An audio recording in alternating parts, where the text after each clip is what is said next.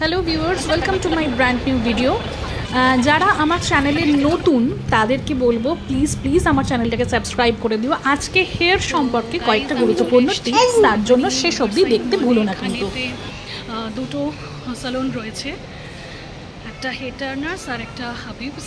তো আমার all time favourite যেটা পছন্দের সেটা হাবিবস। তো আমি আজকে আমার যে হেয়ার ওখান থেকেই ট্রিটমেন্ট করাবো, অর্থাৎ হেয়ার কাট করাবো। তো চলো। তো ভিউয়ার্স, তোমরা দেখতেই পাচ্ছ আমি যথারীতি চলে এসেছি আজকে পাবনি রিভারসাইড মলের হেয়ার টার্নার্স নয়, হাবিবসে।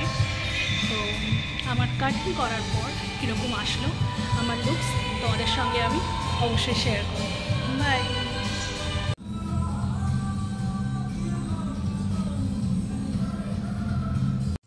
Hello viewers, welcome to my new blog.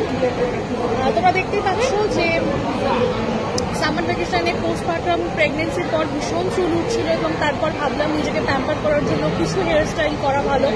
Summer trending যে সমস্ত হেয়ার কাটিংগুলো চলছিল তার মধ্যে ভি কাট, লেয়ার কাট, কাটল ব্যাংকস এগুলো ছিল, বাট আমার পার্সোনাল ফেভারিট ছিল উলফ কাট, যেটা আমি পাবনি রিভারসাইড মলে এখন রয়েছি এবং ওখানকার হেয়ার টার্নার্স এবং হাবিবস এই দুটোর মধ্যে আমার চয়েস ছিল যে কোনটাতে করবো আমি। তো তার মধ্যে আমি হাবিবসে গিয়েই আমার হেয়ার কাট নিয়ে করালাম।